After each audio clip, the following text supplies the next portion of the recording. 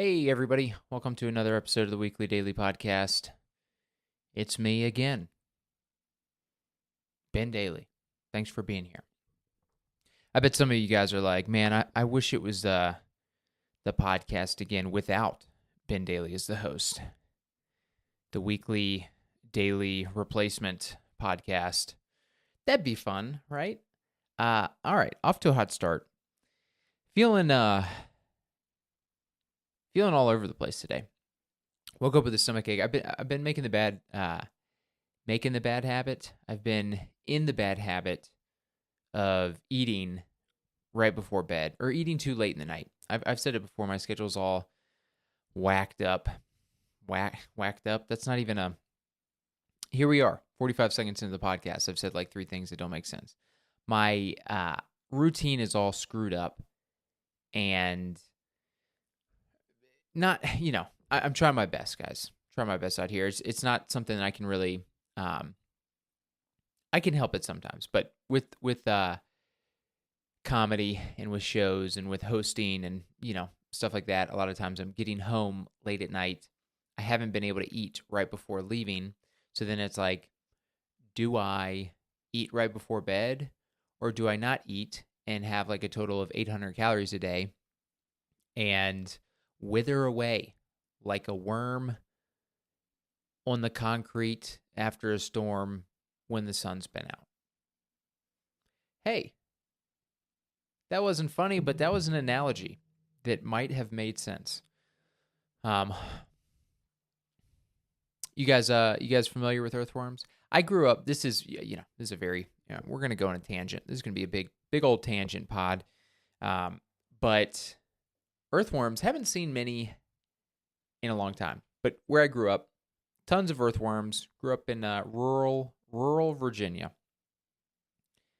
Had like 5 acres at my childhood home. A lot of woods and just a lot of grass. And those worms, for some reason, I guess because of the water, they like are drowning. So I guess it makes sense. They go onto the asphalt, and that makes sense. But what doesn't make sense is a lot of them don't go back to the grass. They don't go back to their homes once it's dried out, and then they just dry out and die on the pavement.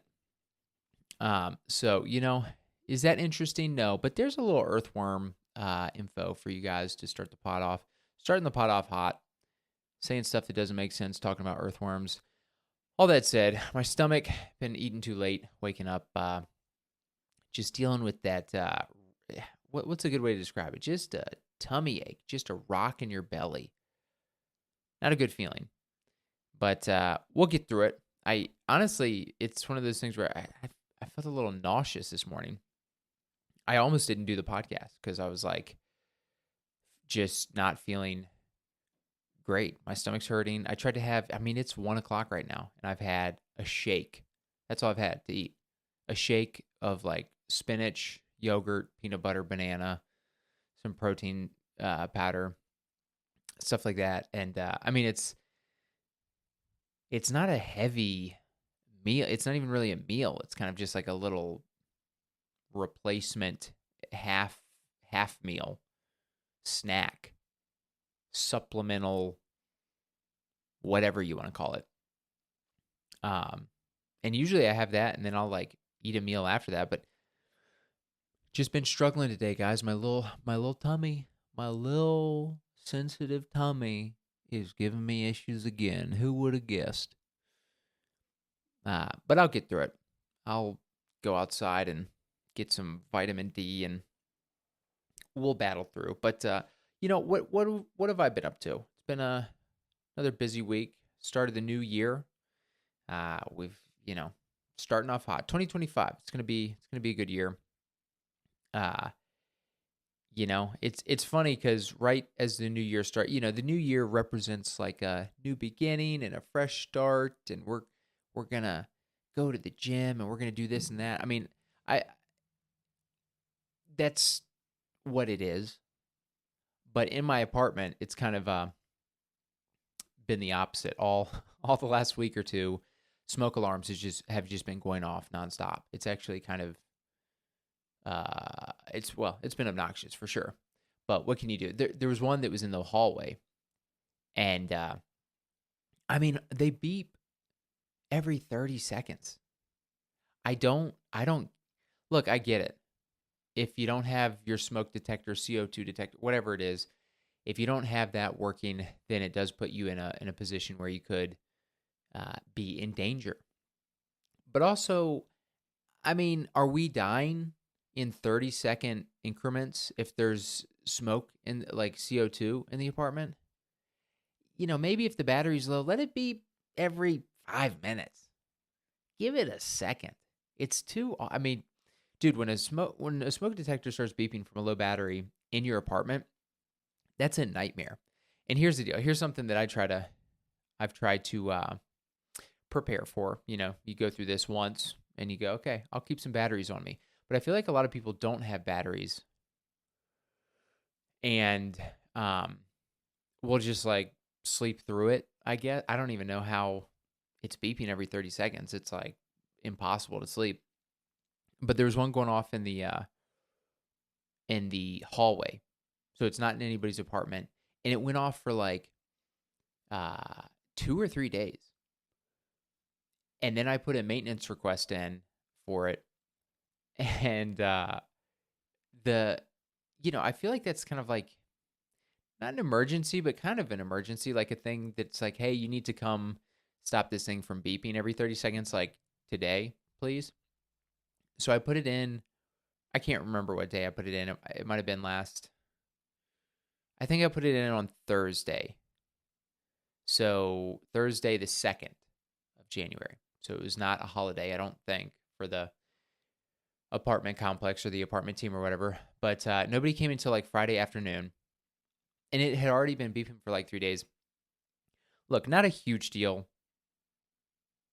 Not a huge deal for me. And the reason is it's obnoxious, but the reason that it wasn't as big of a deal, but also the reason why I was surprised by it was I live on the first floor, the ground level. This was on the second floor. So I'm hearing it, like I'm still hearing it, but it's not right beside me. But it blows my mind that all the people that live on the second floor didn't care about it, I guess. I guess they're just like, yo, what is that beat in the background? I like it. When's the chorus going to hit? Just beeping every 30 seconds. But anyways, guy came and fixed it. Um, and now another one's going off. It's like all the batteries are just like dying. They're just all one. It's like an old couple that loses a loved one and the other one's like, it's time for me to go to.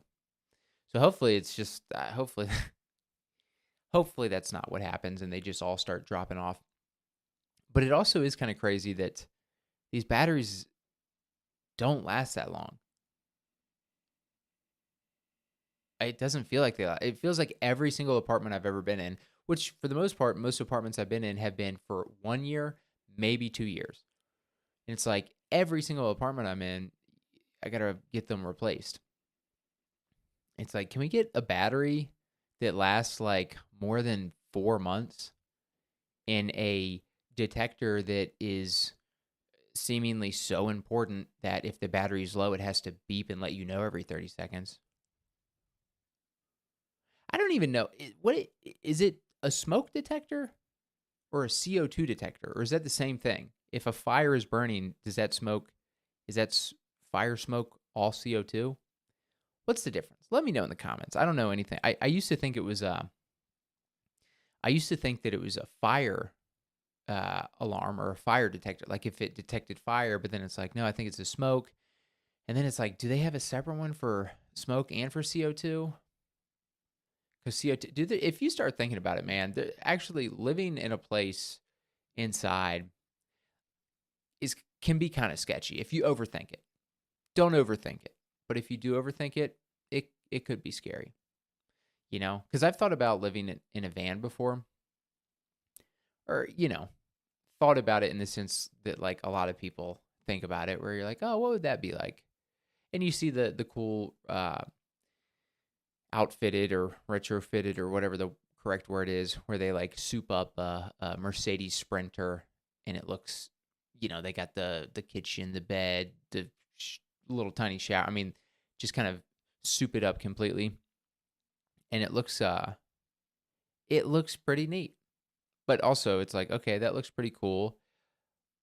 But also, this would be something that I would do to save money, and the amount of money that people spend on that kind of stuff is like, oh, that's the price of a house. That's insane.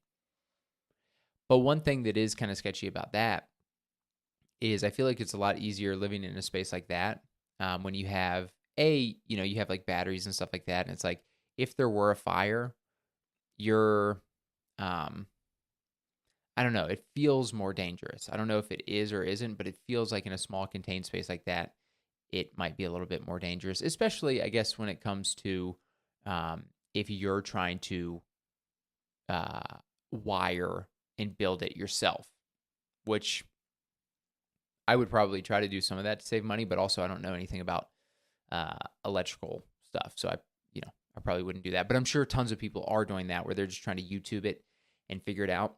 And when you make a mistake when it comes to electricity, that can be deadly. That can be bad.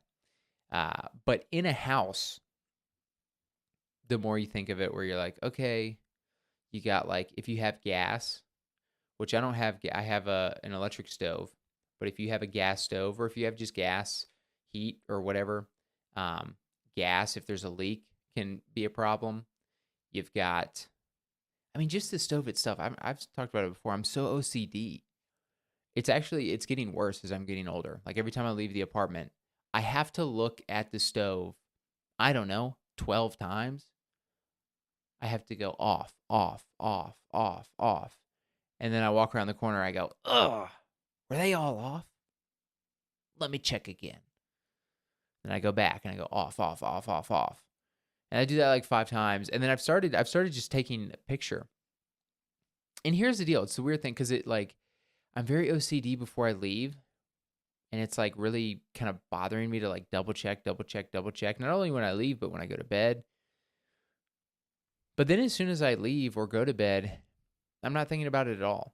So it's a weird, like, compartmentalized OCD where I'm like, ugh, it bugs me, but then I leave and it's gone. Whereas I think for a lot of people, it's something you check over and over and over. And then when you leave, you're like thinking about it, like, did I check it? Did I check it? So I guess that's the silver lining. I just get paranoid about it for 2 minutes, and then I leave and I'm like, I checked 12 times. Okay. If my eyes betrayed me in those 12 times, then we have a bigger problem. My apartment might have burned down, but my eyes are broken. But yeah, so that's what else is sketchy. And I mean, it's not like a deadly thing, but like water, a drain, not a water drain, pipe, like a pipe bursting or leaking and ruining all your stuff, like flooding your apartment, would be a nightmare. I dealt with the ants, right? There's a lot of stuff, dude. When you're in a little rectangle trying to fight off the elements come for you sometimes. And not a big fan of that. Maybe one day we can just like live in peace. That's the thing where I wonder about that sometimes. I actually have never thought about this until just now, but as much money as you have, like you could be a billionaire and have the biggest mansion in the world. But I don't think that would prevent, I think you would still have to deal with a lot of the issues that most normal people have to deal with, but on like a bigger scale. Like if your house is 20,000 square feet, it's like, dude, that's 18,000 square feet more than the average home. Room for mice and cockroaches and rodents to like infiltrate, right? That would be, dude, that'd be crazy. I bet mansions, that's probably something people don't talk about. They say more money, more problems. Well, I bet that's the truth with a mansion. I bet you get a mansion, you go, dude, I'm rich. I got this massive house. It's like, dude, you have 40,000 mice in your walls. Okay. You have created the largest network and the dopest home. Dude, those mice, I bet those mice are hyped up, dude. They're like, yo, dude, we're living in a mouse mansion. Okay. We've got everything we want. I mean, there's endless food. If you're that rich, you don't have one food closet. You probably got like 20 food closets. And 18 of them you probably don't check on very regularly. So those mice are like, "Yo, this is our food storage, okay?" They're probably living large. You know what? That's something Bill Gates doesn't talk about, you know what I'm saying? He goes on and on about polio and Microsoft Word, And it's like, "Shut up, Bill. I want to hear about the mice in your house, okay? Tell me about that. Tell me about something I want to hear about. I don't want to hear about Microsoft Excel. I don't want to hear about spreadsheets. I want to hear about how many rats you have in your basement. Let me know about that. That'd be pretty cool." Anyways, boy, was that a tangent. I mean, that's what, what are you going to do? Grow my mustache out. What do you guys think? I was talking to some friends about this. The pod with these lights, it makes my hair look so much better than it actually is. Just something, I don't know if it's the angle, the lights, a combination, probably a combination of both. But like with these lights on the camera, my hair looks okay. But when I look in the mirror and when everybody else sees me with their own eyes, I mean, it's not terrible. Honestly, it's not as bad as I thought it would be before I cut it. But it is not as good as it looks like on this video. Those lights really trick you. And it's just very thin up here. I don't know if maybe I'll try leaning forward. Can you see it? Tried leaning forward on camera if you can see how thin it is. One thing I've noticed, this is the first time, it's the first time in a while that I've buzzed really short.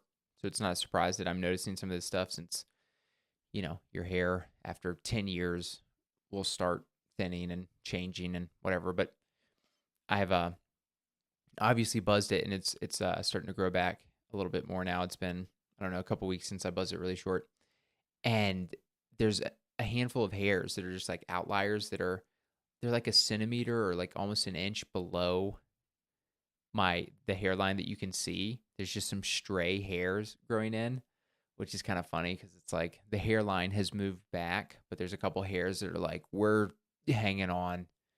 We're trying to hold the line, Ben. And you know what? I appreciate it. But here's the deal. When none of the other hairs are trying to hold the line and keep the integrity of your hairline intact, if there's just a couple there, then you look stupider. It's just like, why do you have a couple random hairs there? And you know what? Because some hairs are quitters and others aren't. Okay? And even though it doesn't look good, I stand by those hairs still trying. I really do. I salute them, and I don't know what I can do to thank them other than using shampoo every once in a while. And maybe that's why they're growing back. I used to use a bar of soap to wash my hair, and now I'm back on shampoo. I was shamed back into shampoo, so maybe a couple hairs are sprouting now that I'm trying to take care of my head a little bit better. But yeah, the mustache, that's another thing. The mustache in these lights it doesn't look unbelievably good. It looks unbelievably better than it does without the lights. Which, look, hey, you got to take the wins when you can get them. Okay? That's what dating profiles are. That's what we're all doing out here. We all see ourselves. We all view ourselves like our outward visual view of ourselves is all based on like the best angles, the best photos we've ever seen. We see ourselves in the mirror every day, but we all do this. We all like, we'll turn in the mirror or you'll just see yourself and you go, that's not me. I don't know what's going on with this mirror today, but that's not me. The real me is that photo from 2014 where there was like really good sunlight and it was like the perfect angle. And I don't almost ever look like that. There's not many other pictures that show me or portray me in that way, but that's for sure like the real me. 2014, 10 years ago, that was me. And I'm still that person. And that's what we do in our mind. We just pick and choose the good angles. And I think as you get older, the more you just go, that's not me. I've actually, I was leaning into that jokingly because we do that. We do pick and choose the good stuff. But the older you get, I think you also start to just accept who you are. Like I used to, what are some things that I used to think that, I don't know. I think I've always been aware of like the things like my lips are kind of big, my head is kind of small. Um, my hair growing out, it wasn't as thin as it is now, but it was thinner. So like growing it out super long didn't look great. Hats, I've said it before, hats don't look great on my head. Um, my neck is kind of long. And not that I was fighting them, but I think when you're younger, you're a little more self conscious. And you get older and you just go, this is what I am. I mean, aside from me getting an unbelievable amount of plastic surgery and just changing what I look like completely, which it's like, I've talked about that before too. It's like, why? Why? Just accept who you are. Unless a shark bites half your face off, just like that's what you are. Just be just be the person that you are and accept it and be okay with it. And look, I get that's easier said than done, but also when you're not 18 anymore, it's like who cares? I'm not 18, I'm 36. When you get a little bit older, you're no longer in that high school mindset, or at least I think most people aren't. And look, teach their own, but I think you shouldn't be in that mindset, which is in high school, you're just like, oh, that girl's hot. I don't know anything about her personality. Actually, what I do know and what I've heard is she's the meanest person on the planet, but she's hot. So I want to go out with her. And that's stupid. As you get older, I think it's like, yeah, we all are attracted to certain things physically, but also it's like the main attraction is like, do I like you as a person? Can I spend time with you? Are you nice to be around? And if the answer is no, then it doesn't matter how much plastic surgery or how much changing your body to get better look. It's like, I don't know. I that's all I do on this podcast. I just ramble and then I go, I don't know. I don't know. Anyways, next topic. Next topic. You want to know what the next topic is? Trader Joe's. Got a gift card to Trader Joe's from my parents for good old Christmas, and went there last night actually. Picked up some stuff. It's been so long since I've been. I used to go all the time in when I first moved to Denver. So a couple years ago, I would go all the time. I lived a little bit closer, so I'd walk there. And Trader Joe's does have a lot of really good. It has a lot of stuff that's like, I guess, just a little bit different than your other grocery stores. So it's nice to go there and grab some, like, I guess the stuff that's most relevant for me is the frozen, like easy, quick to make foods that are also healthy. So I bought some cauliflower rice. It was like, I think it's like Mexican cauliflower rice. So it's got some like jalapeno peppers, onions, some flavor in there. So you can kind of have, I guess it's like a side dish, but also it can be like a quick meal if you're, a quick half meal if you're just trying to get something in quickly. Got that, and then I got some hummus, some chips, a couple other things. But Trader Joe's, big big fan. Also, here's the deal: not nearly as expensive. I've been going to Whole Foods, and dude, you go there, grab 3 things, you're like $60. This is crazy. I got a bunch of stuff last night, and it was not much at all. I was like, I need to go here more often. And I'm not just saying that. I need to be better at, I'm very frugal, but I've gotten a little loose, a little fast and loose this last year or two. Um, Not in a detrimental way, but in just a fast and loose kind of way, where it's like I am making enough money to support myself, and I'm still saving money, but going out and spending, $600 a month on groceries at Whole Foods when I could probably pick and choose some different grocery stores to buy certain things and probably save a few $100s a month. And then you go, okay, multiply that by a year and you go, there's a couple $1,000s. So let's do that, Let's get it together, Ben. I want to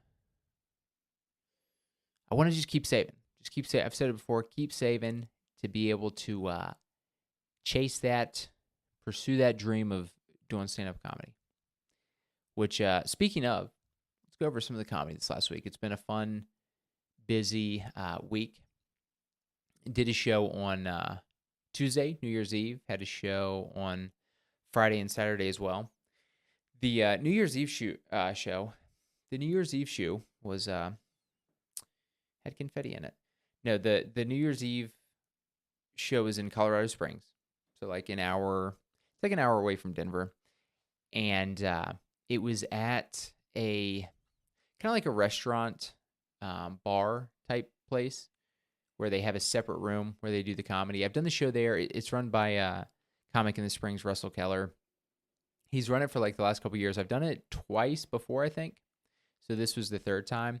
It's a very fun show. It's one of those independently run shows where Russell, the host and producer, cares very much about the show, puts a lot of effort and time and care into the show, getting people to the show, the setup and lighting of the show, the comics on the show. So as somebody who has produced and put a lot of effort into shows as well, I know that it's a very selfless thing. A lot of times you're putting a lot of time and effort, and a lot of times losing money, and there's a lot of stress and anxiety into it. And ultimately, it's like you're kind of just doing it to create a fun show for the people that you book on the show. I mean, also, it's like you get to host and get stage time. Like there are positive elements to it, but a lot of it is just anxiety inducing. And you're just like, it can be a lot. It can be very stressful. So I appreciate very much that Russell, along with anybody else out there that's doing that and providing opportunities for people in the scene and really caring about shows. I talked about it before. Dave Ness, Spaghetti Jake, and Jublar McPherson, they are running a show at Bar 404 off Broadway that I've done once or twice, and they're kind of some. They're not new, but some newer people in the scene that are starting to run shows that are putting a lot of effort into it, and something I appreciate very much. But yeah, so Russell, he did two shows that night. He did a 6:00 show that had local Colorado Springs comics, and then he did an 8:30 show that had Denver comics. And I was on the 8:30 show, went down there with a couple other comics, and it was super fun. Dude, it was great. He sold it out, and it was kind of a long show. It was about 2 hours long, which is a little longer than is ideal, but given that it was New Year's Eve, it was 8:30, went to about 10:40. It was totally fine. People are looking for something to do leading up to and just before New Year's Eve, or New Year's, I guess technically. Getting to New Year's. I feel like the way I'm speaking is I'm struggling to enunciate. It feels like I just came out from outside. It's been colder recently. I did not just come from outside, but the last couple of days I have run or walked outside, and when it's like below freezing or just cold in general, you kind of come inside and you're like, I'm struggling to move my mouth. And here's the deal. I didn't just come from outside, so I don't know why I'm struggling to move my mouth. But you know what? I don't know why I have most of the problems that I have. So not a surprise that here's another one added to the list. Anyway, so the show in the Springs, it was basically Russell hosted, and then there was like, I think 6 comics doing 15 minutes each, and then there was a guest spot in there as well. And I closed the show out. So, I mean, everybody was on 15s. I just went last. And, it was one of those where with a long show, you're like, oh, man, I don't really want to go last because it's like a really long show. And that's just not really the hot spot when people are kind of tired and starting to check out, maybe a little drunk. But, I've said it, I mean, anytime I get to go last, it's and I'm not saying this to sound silly. It's an honor. Like it's great to be able to close out any show in a skill set that definitely I want to lean into and learn and get better at. Because ultimately, if you're trying to do comedy full time, that's what you have to do. If you're headlining, you're going last. You're not going in the middle. But similar to what I've talked about in the past, where it's like a lot of people complain about going first. And my point of view on that now has changed quite a bit, especially since hosting all the time, where it's like, no, dude, no more excuses. Wherever you're going in the lineup, bring it. Bring it. I don't want to hear the excuses. You need to bring it. And so I kind of approached it that way and think that that's a good way to look at it. Anytime you're like, oh, man, I'm going here or there or whatever, it's like, no, dude, wrong attitude. And so basically, yeah, I could tell that the crowd was getting tired. The comic before me, when they were up, like the comic before me was a very funny comedian. He was doing his thing on stage. Like he was not, it wasn't due to lack of effort or anything on his end, but the crowd definitely was kind of, seemed like they were tiring out. And there was a person that was kind of heckling a little, wooing a little, and I was like, is this going to be chaotic or whatever? But again, it's like, just go do your thing. Go have fun and go do the best that you can. No excuses. And I had fun. I had a good time. Closed the show out. Everybody did, well, it was a very fun show. It was a very fun crowd. And the bummer of it, which it didn't really matter that much. I didn't have any big plans anyways, but the drive from Colorado Springs or from that location to my apartment was about an hour. And so I thought, it's like, okay, I got off stage like 10:40 and it was like, maybe we can make it back in time, or at least that was what I was thinking before we left for the show. But actually right before I went on stage, one of the comics came up to me and he goes, they just closed 25, which is the highway in between Colorado Springs and Denver. They just closed it because it was either due to an accident or due to the weather. I think it was due to an accident from the weather. It was starting to snow a little bit, and it was like 20 degrees, so it was cold and slick.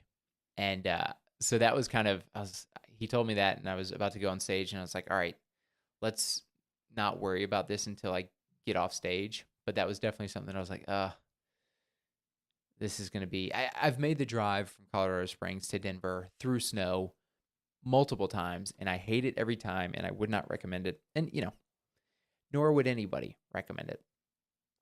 But because I-25 was closed, we had to go on back roads that were really windy, and it was actually kind of sketchy, but went really slow, made it back okay. Took, much longer than usual because we were going much slower and had to take a different route. So got back like 12:30 or 12:40. The ball dropped while I was on the highway passing Castle Rock. So I think that's a first. Being just on the highway by with like no other cars while the ball dropped. But again, I wasn't going to a party or anything, so it wasn't a huge deal. But yeah, that show was super fun. Did a couple Don't Tell shows on Friday and Saturday. Hosted both. Very fun. One was on the rooftop of a hotel, which I've done plenty before. It's a super fun venue. They still had all the Christmas stuff up, which at this point it was like January 3rd, I guess. So it is kind of funny to have the decorations up after Christmas, even though it's like a week after. It still is kind of like, oh, once Christmas is past, it kind of feels like, all right, we're in the new year. Christmas stuff should be gone, but they still had it up, and so it made the setup a little bit different. But it also made it very cool. They had tons of lights and stuff around, so it was a very festive, kind of cool vibe. And then on Saturday we did it was like an yeah, like a event venue where they'll have like weddings or events or whatever, and that was very fun too. And I've been in my head quite a bit recently over the past month or so. Just, just going through stuff as you do in life, and just not feeling as good on stage, feeling a little, and this is common, by the way. This happened, you kind of come and go as far as like I feel totally in command on stage, and then other times you're like I feel a little off. I feel like I have to like it's a little more effort to get through it versus when you're feeling totally in it, it's like so fun because you're like, I'm just in the moment, in control up here, and I'm connecting with the audience. That's the main thing this weekend that felt good. I felt like I was really connecting with the audience. And then, when you connect, they feel like they're on your side. So then you feel more comfortable. So it's kind of a snowball effect that happens there. But, I don't feel like I'm not doing dirty material or material that's like divisive at all. So I don't feel like I have a lot of audiences that are against me, but there is certainly a big difference between an audience that's closer to being maybe indifferent versus an audience that's like actively cheering for you because you've connected with them and they like you. And I feel like Friday and Saturday, I just felt that. I felt very much like the energy that it just myself. And being on stage, part of it is a character. It's just kind of an exaggeration of yourself, but my character on stage that I feel like works best. And I hate to even call it a character because it's like it is who I am, but being a combination of silly and like knowingly self-deprecating is what I was portraying in the exact way that they were receiving it. So I was connecting very well with that. And again, just back to my point before, it's like there are nuanced things that can be the difference between connecting and not connecting. Like that's kind of the difference between, sometimes if you have a joke, a self-deprecating joke, if the right way to go about it, I think, is where you tell it in a way where they're laughing with you, not laughing at you. Like you can set a joke up and they can either laugh at you, or there's some self-deprecating jokes where they're like, oh, they feel bad for you. But if you do it in a certain way, they're laughing with you because it's maybe like relatable and it's not too sad or, whatever the case is. So there's like nuanced things there that I just felt in sync this weekend, and it felt good. It felt good to, you know, I felt that plenty. We're doing it all the time, so you feel that quite often, and that's what you're going for. But when, like I said, you get the ebbs and the flows, and sometimes you go a couple weeks just feeling a little off and not in sync with that energy. And so, just like anything, you can get in your head and be like, did I lose it? Have I lost it? Am I not that person anymore? Which this path has happened enough times, or this process, what am I trying to say?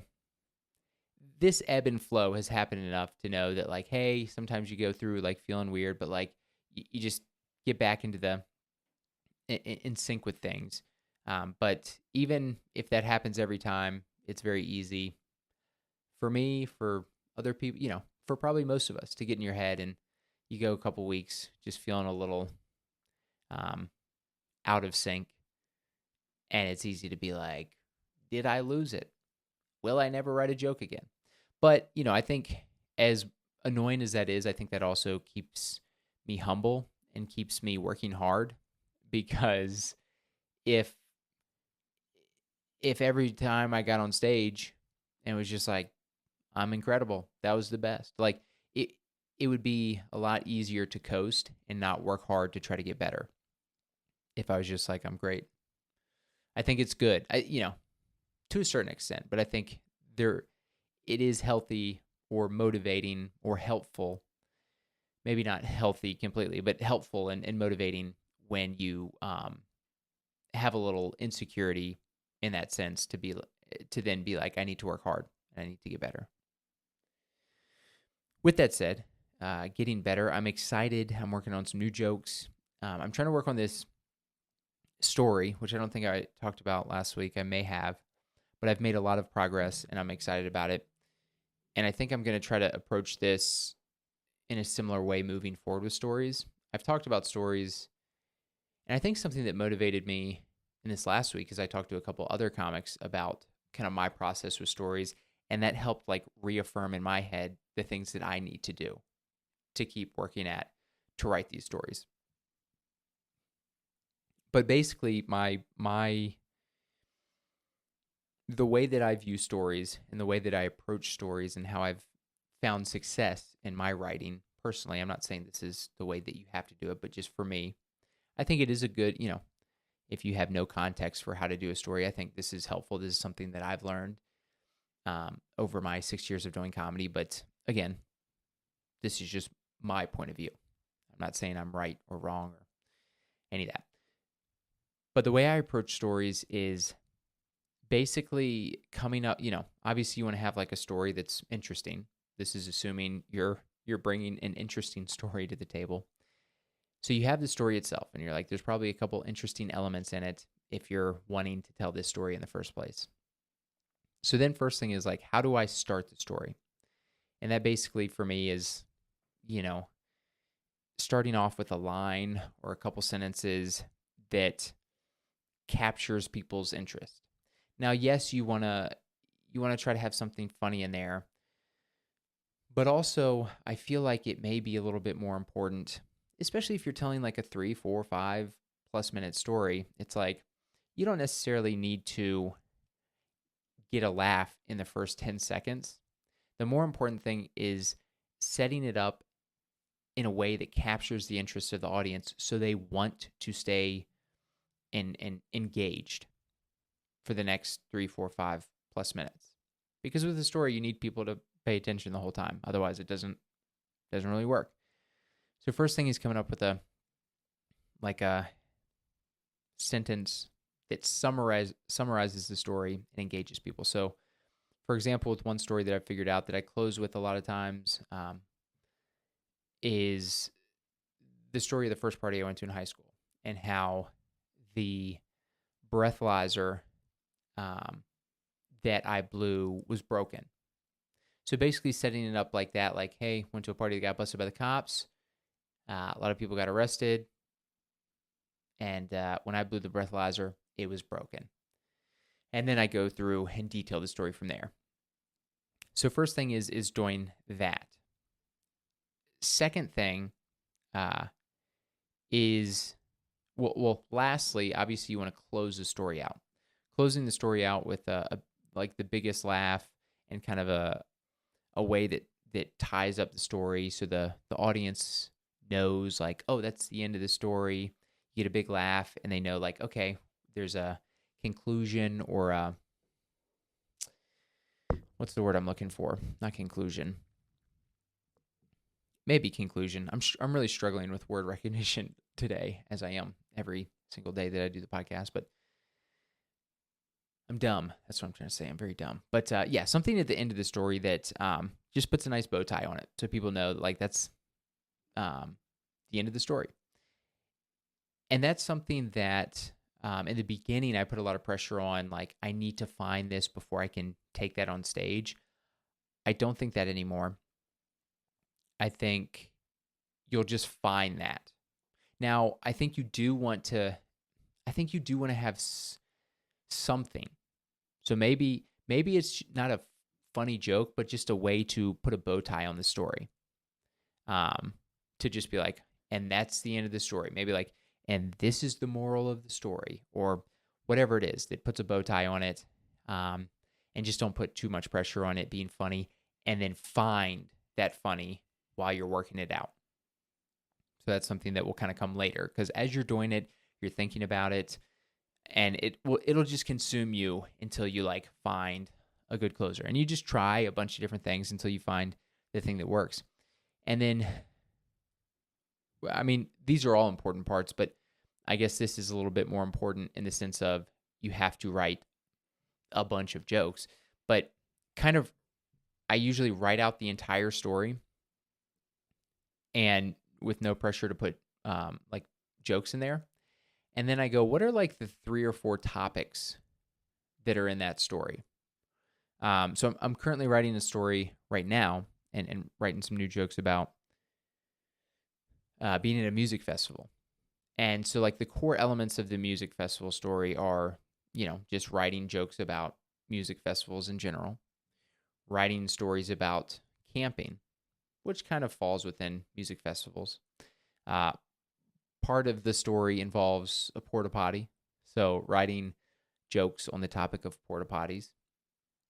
And it's also it was a bluegrass festival, so like writing jokes about bluegrass music. Whatever it is, just taking 3 or 4 of the main kind of core topics of the story. And look, honestly, a lot of times there might be more or less topics. And I think if there's more, a lot of times it's like you can write on as many as possible. Realistically, some of the topics you just won't be able to get the best jokes out of. And so then you just kind of like filter down, like, what are the funniest 3 or 4 topics? Now, again, if you can make 8 topics work, and if you can do a 15-minute story that's super funny, then you're better at it than I am. I'm just talking about it from my perspective and what I've been able to do. Tackling 8 different topics and making all of them funny and still making the story flow is just very difficult. So 3 or 4 is a easier amount to juggle, and I think something that's manageable and something that's worked for me. But from there, you have that intro line that engages people. Then you have the natural story itself without the jokes, but there's probably a couple natural funny things in there. Then you add in those topics you wrote on to try to kind of insert them into the story organically, or as organically as you can. And then obviously you're trying to find the closer at a certain point. And then you just start filtering. You just start going, what portions of this story don't have laughs or have large gaps in the laugh? And then you just start eliminating. Okay, if there's nothing funny about this long portion of the story, then get rid of it. And if it's a necessary part of the story, usually it doesn't take you a really long time to explain it. You can get from A to B with just a little like, okay, here's an important element of the story, but I'll just say a line or two to give you the context, but you don't need to go on and on about it. So basically that's what I'm doing right now. I'm working on that music festival joke. So I've broken it down into music festival, camping, bluegrass music, and porta potties. And this is a new discovery to me, or something that I think I'll use moving forward, is that in doing this, I think I'll be able to take each of these individual topics and work on those individually. So instead of doing this whole story and being like, man, this is going to take like 10 minutes to tell, and I got to go to mix mics, this or that, which by the way, I will do, and I think will be beneficial. But also, especially for, comedy mics that are 3, 4, 5 minutes, shorter time frames, I can just work on these individual topics. So just go, hey, just go do the jokes about music festivals. Just go do the jokes about porta potties. I don't need to tell the full story or whatever. Work all of these out individually. And then once I go, hey, I've gotten the input from all of these topics, and now I know the funniest parts of these, then I can insert that into the story, the entire story that I'm working on, and have the best elements of each of those topics. So that's kind of where I'm at. And so I'm excited. I've been writing some stuff that I think is pretty good. It's been a minute since I feel like I've written stuff that's, you know, it's been a minute since I've been excited about stuff, and I really am feeling the creative juices flowing again. So I'm excited to work it out and really add some new jokes to the set, and also just work that through to be able to get closer to having, this solid headliner set. Which, like I said last time, I'd like to record a I was telling a friend this earlier. A special. I hate calling it a special. Whatever you want to call it. I want to record 40 plus minutes of my comedy on video and audio, and that's a big goal this year. And be able to put that out hopefully toward the end of this year to share with you all. So yeah, that's kind of where I'm at. I've got some fun shows this week. I've got a show in Boulder at Avery Brewing on Thursday. Don't Tell on Friday. Rotating Tap show at Barquentine Brewing on Saturday. And then a bunch of other shows throughout the month that I'm looking forward to. So yeah, if you're in Denver, come check out a show. If not, if you're just listening to the podcast, leave a comment. Let me know what you thought. Let me know if you guys had a good new year, and if you have any goals for this year. But yeah, I'll end it there. Thanks so much for tuning in, as always, and I'll see you guys again next week.